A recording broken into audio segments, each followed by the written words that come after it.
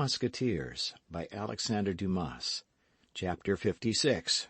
Captivity, the Fifth Day.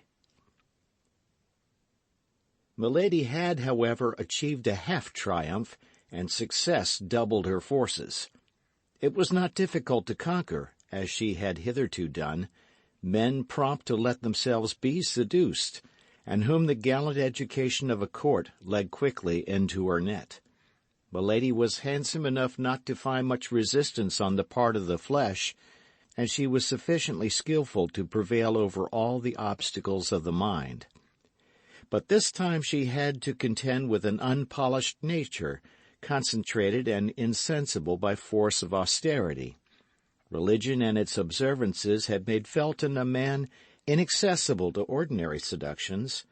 There fermented in that sublimated brain plans so vast, projects so tumultuous, that there remained no room for any capricious or material love, that sentiment which is fed by leisure and grows with corruption. Milady had, then, made a breach by her false virtue in the opinion of a man horribly prejudiced against her, and by her beauty in the heart of a man hitherto chaste and pure. In short, she had taken the measure of motives hitherto unknown to herself through this experiment made upon the most rebellious subject that nature and religion could submit to her study. Many a time, nevertheless, during the evening she despaired of fate and of herself.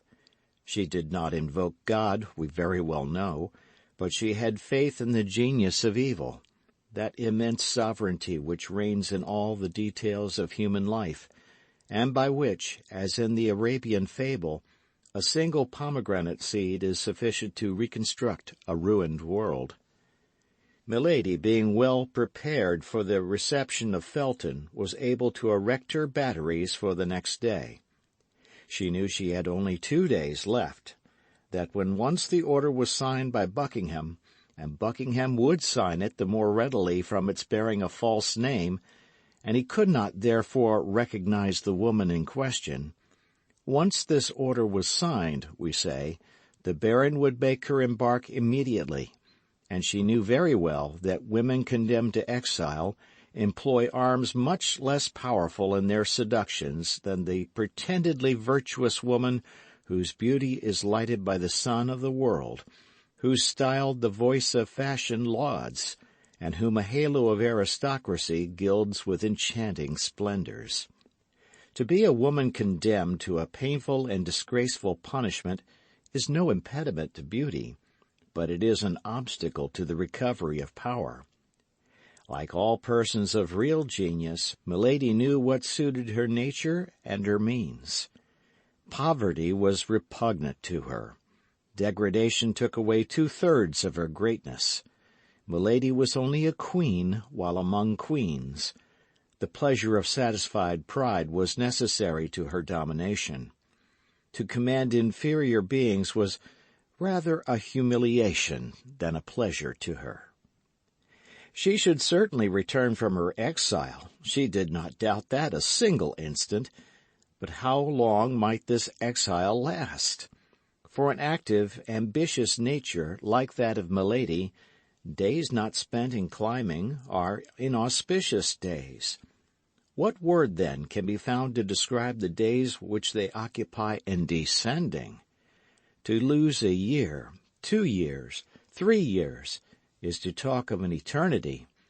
To return after the death or disgrace of the cardinal, perhaps.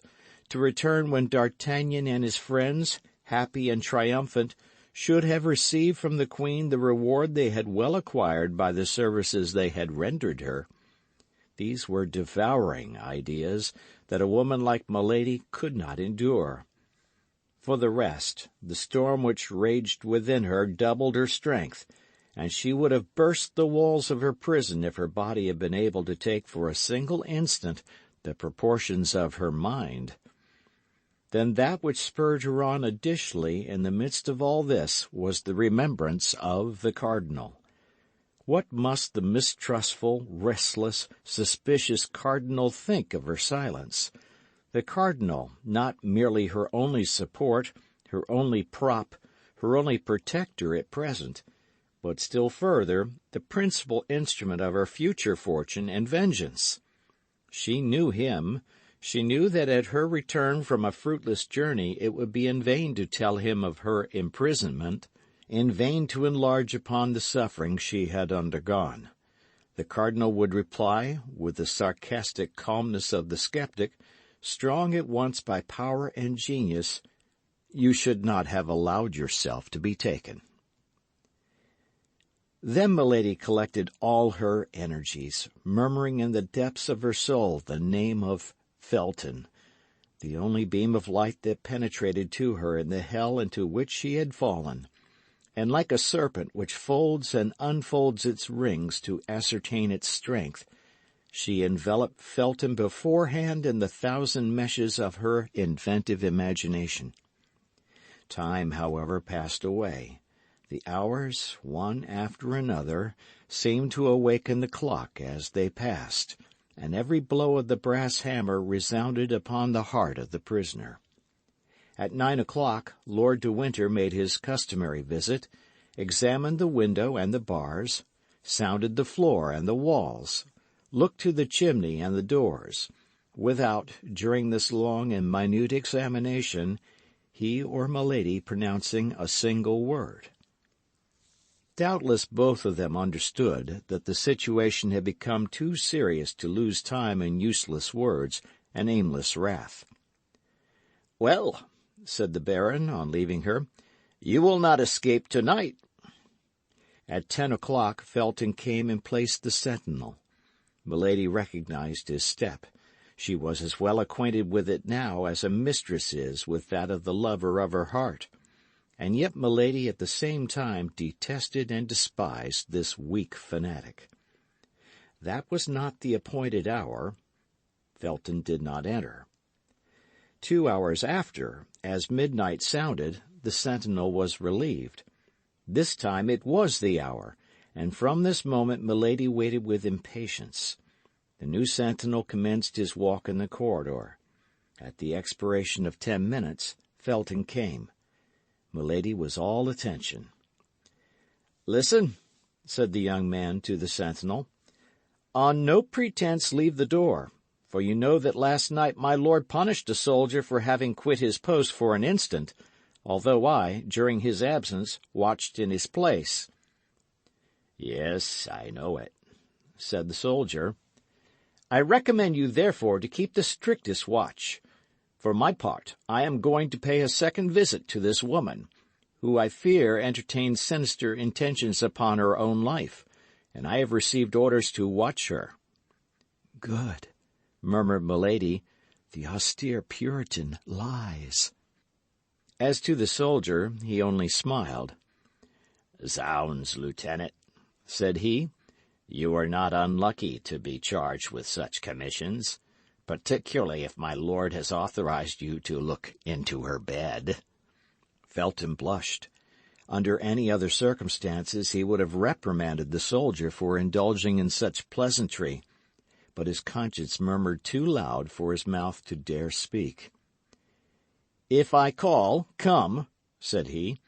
"If anyone comes, call me." "I will, Lieutenant," said the soldier. Felton entered Milady's apartment. Milady arose. "You are here," said she. "I promised to come," said Felton, "and I have come." "You promised me something else." "What, my God!" said the young man, who, in spite of his self-command, felt his knees tremble and the sweat start from his brow. "You promised to bring a knife and to leave it with me after our interview."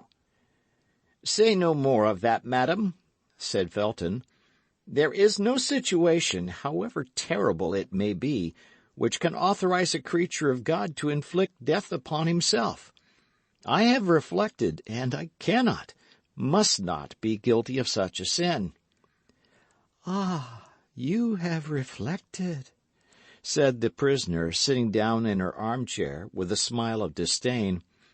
"And I also have reflected." "Upon what?" "That I can have nothing to say to a man who does not keep his word." "Oh, my God!" murmured Felton. "You may retire," said Milady. "I will not talk."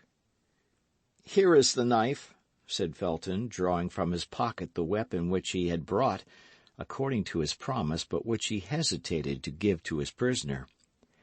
"Let me see it," said Milady. "For what purpose?" "Upon my honour, I will instantly return it to you. You shall place it on that table, and you may remain between it and me." Felton offered the weapon to Milady, who examined the temper of it attentively, and who tried the point on the tip of her finger. "Well," said she, returning the knife to the young officer, "this is fine and good steel. You are a faithful friend, Felton." Felton took back the weapon and laid it upon the table, as he had agreed with the prisoner. Milady followed him with her eyes, and made a gesture of satisfaction. "Now," said she, "listen to me." The request was needless. The young officer stood upright before her, awaiting her words as if to devour them. "Felton," said Milady with a solemnity full of melancholy, "imagine that your sister, the daughter of your father, speaks to you. While yet young, unfortunately handsome, I was dragged into a snare. I resisted. Ambushes and violences multiplied around me, but I resisted. The religion I serve, the God I adore, were blasphemed because I called upon that religion and that God, but still I resisted. Then outrages were heaped upon me, and as my soul was not subdued, they wished to defile my body forever. Finally—" Milady stopped, and a bitter smile passed over her lips. "Finally," said Felton, "finally, what did they do?"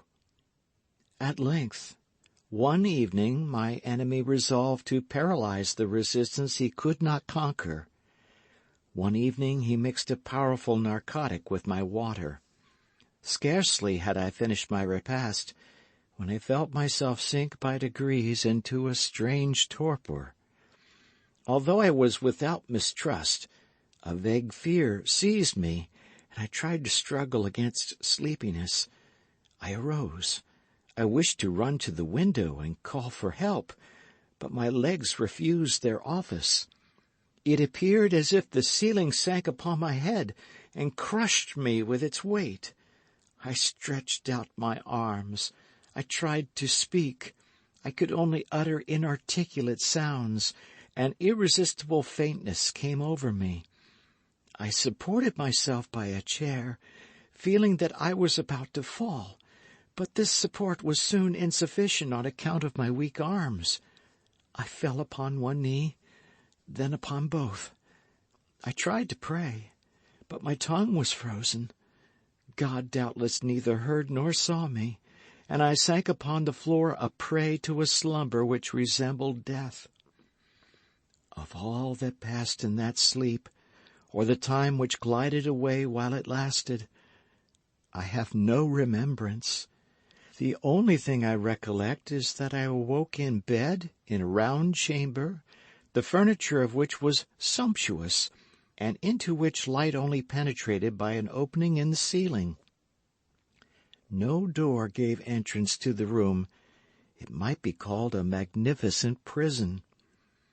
It was a long time before I was able to make out what place I was in, or to take account of the details I describe. My mind appeared to strive in vain to shake off the heavy darkness of the sleep from which I could not rouse myself. I had vague perceptions of space traversed, of the rolling of a carriage, of a horrible dream in which my strength had become exhausted. But all this was so dark and so indistinct in my mind that these events seemed to belong to another life than mine, and yet mixed with mine in fantastic duality.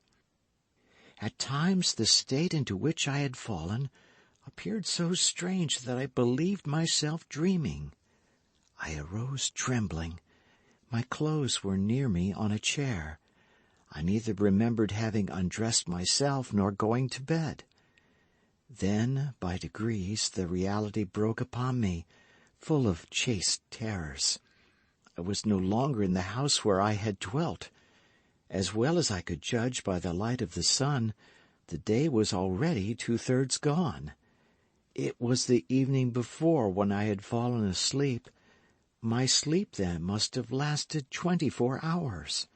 What had taken place during this long sleep? I dressed myself as quickly as possible. My slow and stiff motions all attested that the effects of the narcotic were not yet entirely dissipated.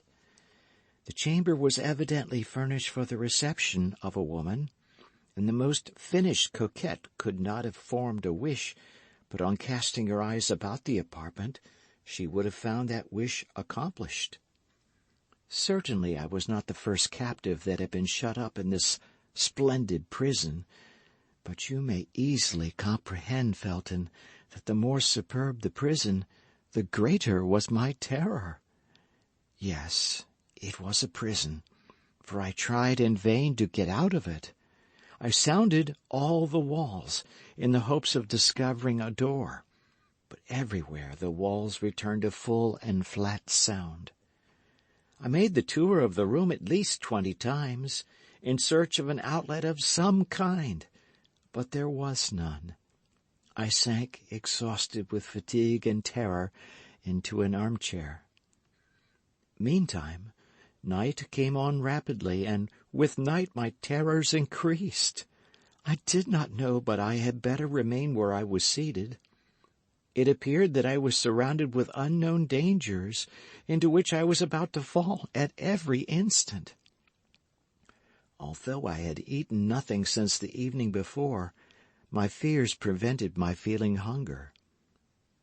No noise from without, by which I could measure the time, reached me.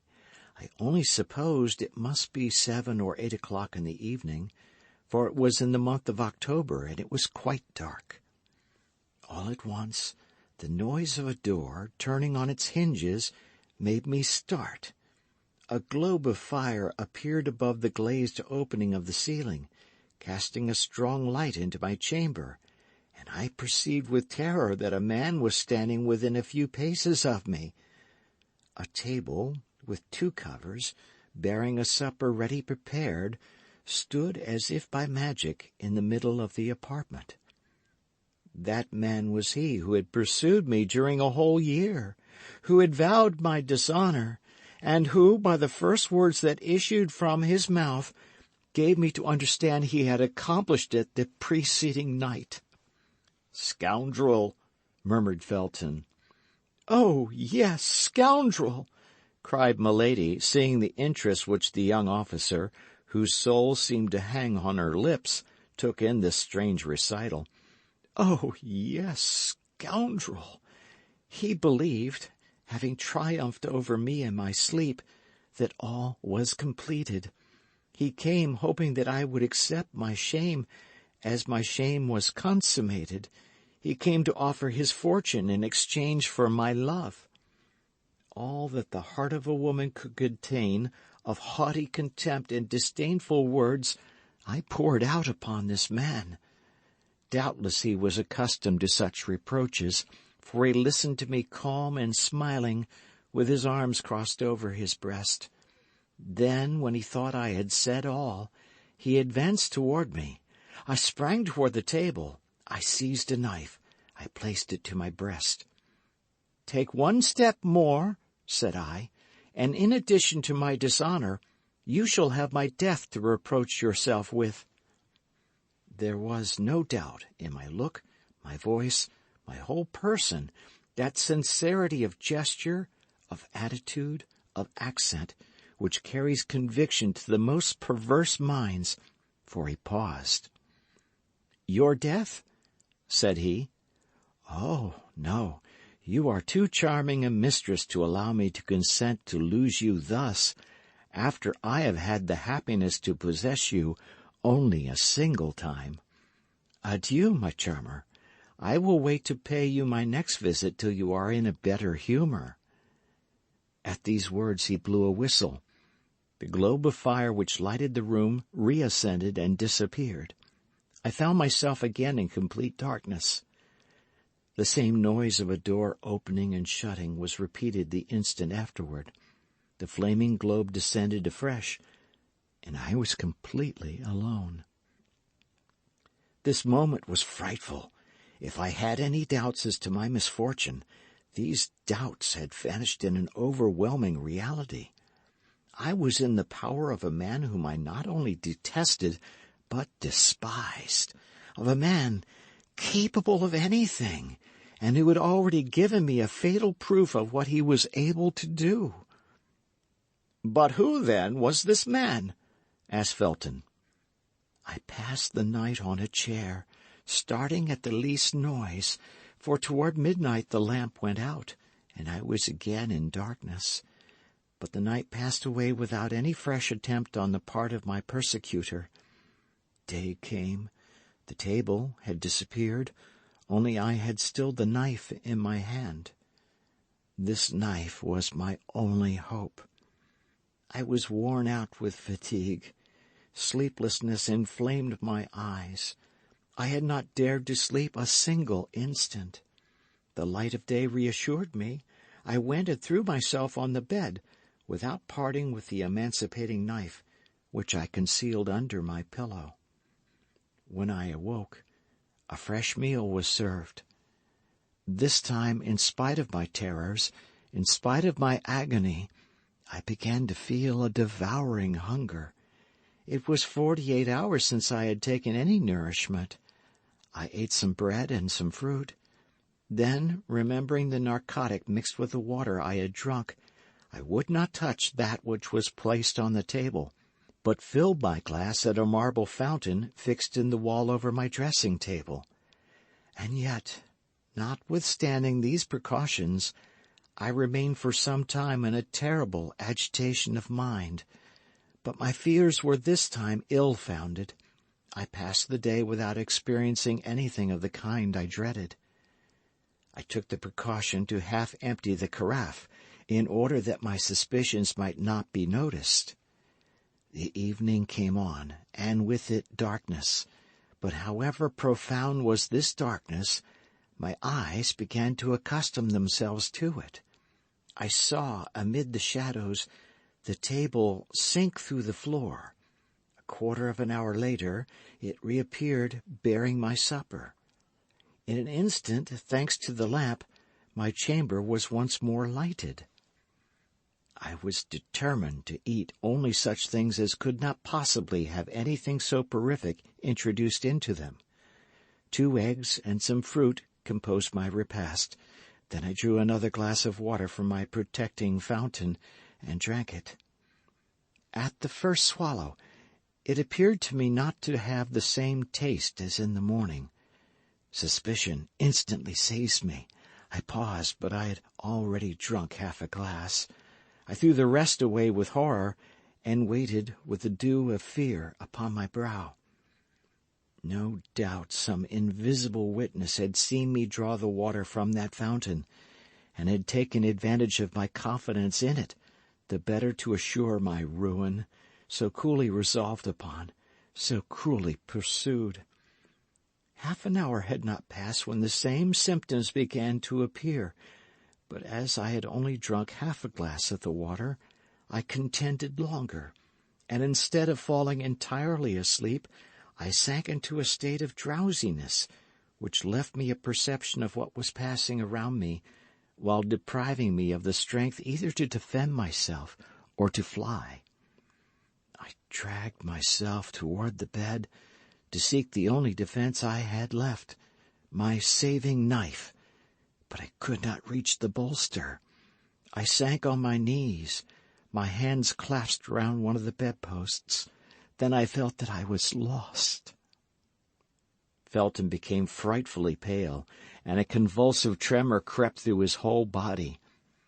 "And what was most frightful," continued Milady, her voice altered, as if she still experienced the same agony as at that awful minute, "was that at this time I retained a consciousness of the danger that threatened me.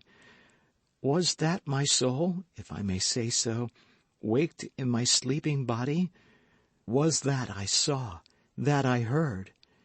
It is true that all was like a dream, but it was not the less frightful. I saw the lamp ascend and leave me in darkness. Then I heard the well-known creaking of the door, although I had heard that door open but twice. I felt instinctively that someone approached me. It is said that the doomed wretch in the deserts of America thus feels the approach of the serpent. I wished to make an effort. I attempted to cry out. By an incredible effort of will, I even raised myself up, but only to sink down again immediately and to fall into the arms of my persecutor. "Tell me who this man was," cried the young officer. Milady saw at a single glance all the painful feelings she inspired in Felton by dwelling on every detail of her recital, but she would not spare him a single pang. The more profoundly she wounded his heart, the more certainly he would avenge her. She continued then, as if she had not heard his exclamation, or as if she thought the moment was not yet come to reply to it. Only this time it was no longer an inert body, without feeling, that the villain had to deal with.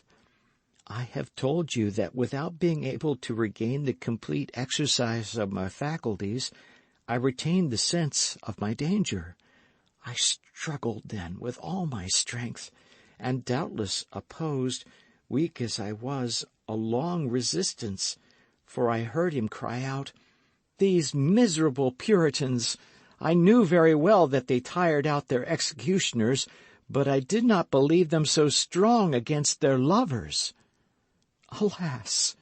This desperate resistance could not last long. I felt my strength fail, and this time it was not my sleep that enabled the coward to prevail, but my swoon.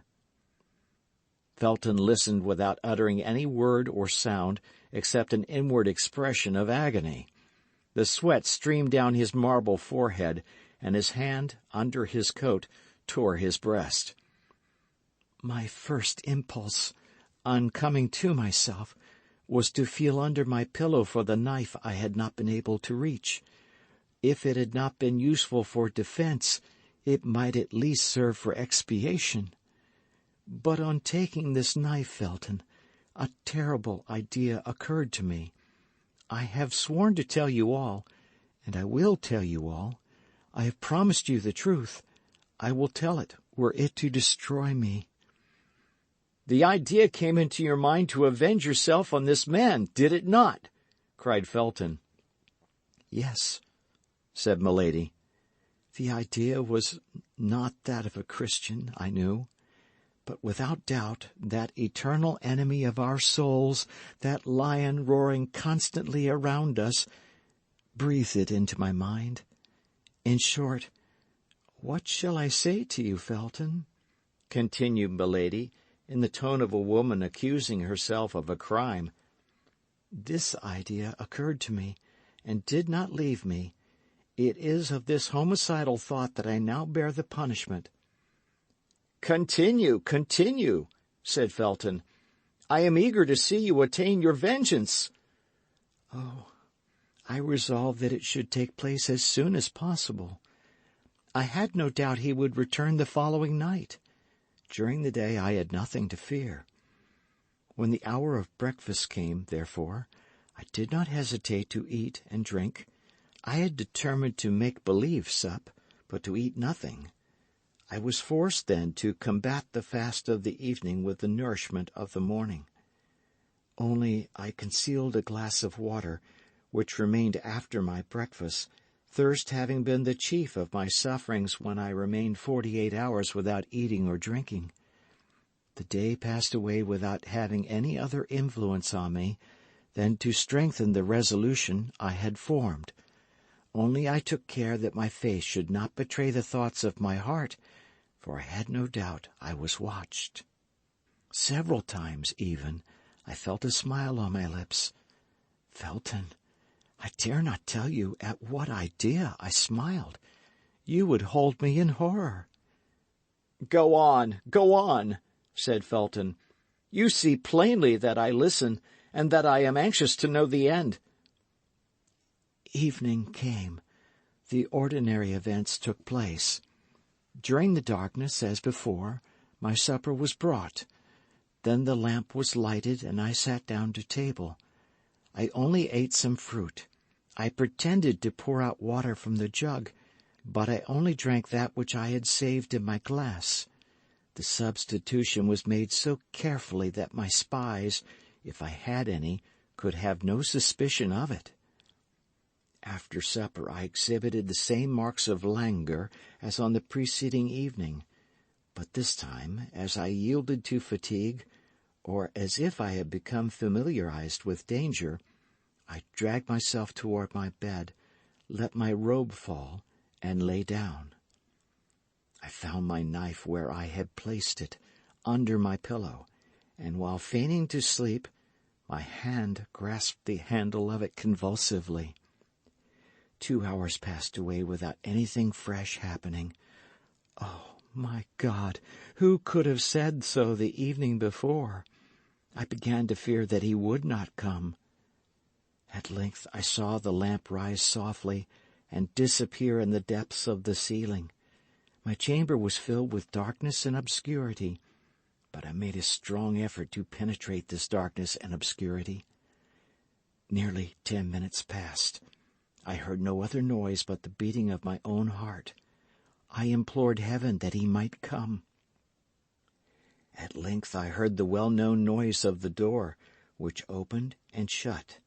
I heard, notwithstanding the thickness of the carpet, a step which made the floor creak. I saw, notwithstanding the darkness, a shadow which approached my bed. "Haste, haste," said Felton. "Do you not see that each of your words burns me like molten lead?" "Then," continued Milady, "then I collected all my strength. I recalled to my mind that the moment of vengeance, or rather of justice, had struck. I looked upon myself as another Judith. I gathered myself up, my knife in my hand, and when I saw him near me, stretching out his arms to find his victim, then, with a last cry of agony and despair, I struck him in the middle of his breast. The miserable villain! He had foreseen all. His breast was covered with a coat of mail. The knife was bent against it. "Ah, ah!" cried he, seizing my arm and wresting from me the weapon that had so badly served me. "You want to take my life, do you, my pretty Puritan? But that's more than dislike. That's ingratitude. Come, come, calm yourself, my sweet girl. I thought you had softened. I am not one of those tyrants who detain women by force. You don't love me. With my usual fatuity, I doubted it. Now I am convinced. Tomorrow you shall be free." I had but one wish. That was that he should kill me. "Beware," said I, "for my liberty is your dishonor." "Explain yourself, my pretty Sibyl." "Yes, for as soon as I leave this place I will tell everything. I will proclaim the violence you have used toward me. I will describe my captivity. I will denounce this place of infamy. You are placed on high, my lord, but tremble. Above you there is the king. Above the king there is God." However perfect master he was over himself, my persecutor allowed a movement of anger to escape him. I could not see the expression of his countenance, but I felt the arm tremble upon which my hand was placed. "Then you shall not leave this place," said he. "Very well," cried I. "Then the place of my punishment will be that of my tomb. I will die here, and you will see if a phantom that accuses is not more terrible than a living being that threatens." "You shall have no weapon left in your power." There is a weapon which despair has placed within the reach of every creature who has the courage to use it. I will allow myself to die with hunger." "Come," said the wretch, "is not peace much better than such a war as that? I will restore you to liberty this moment. I will proclaim you a piece of immaculate virtue. I will name you the Lucretia of England. And I will say that you are the Sextus.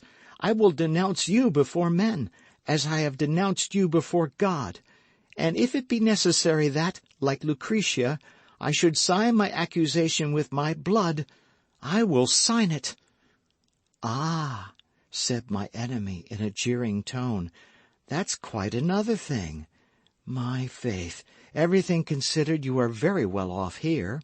You shall want for nothing, and if you let yourself die of hunger, that will be your own fault." At these words he retired. I heard the door open and shut, and I remained overwhelmed, less, I confess it, by my grief than by the mortification of not having avenged myself. He kept his word. All the day, all the next night passed away without my seeing him again. But I also kept my word with him, and I neither ate nor drank. I was, as I told him, resolved to die of hunger. I passed the day and the night in prayer, for I hoped that God would pardon me my suicide. The second night the door opened. I was lying on the floor, for my strength began to abandon me. At the noise I raised myself up on one hand. "Well," said a voice which vibrated in too terrible a manner in my ear not to be recognized. "Well, are we softened a little?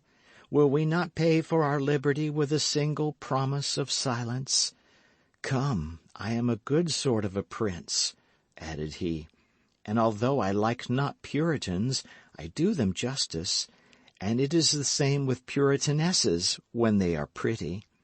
Come, take a little oath for me on the cross. I won't ask anything more of you." "On the cross!" cried I, rising, for at that abhorred voice I had recovered all my strength. "On the cross I swear that no promise, no menace, no force, no torture shall close my mouth. On the cross I swear to denounce you everywhere as a murderer, as a thief of honor, as a base coward. On the cross I swear, if I ever leave this place, to call down vengeance upon you from the whole human race."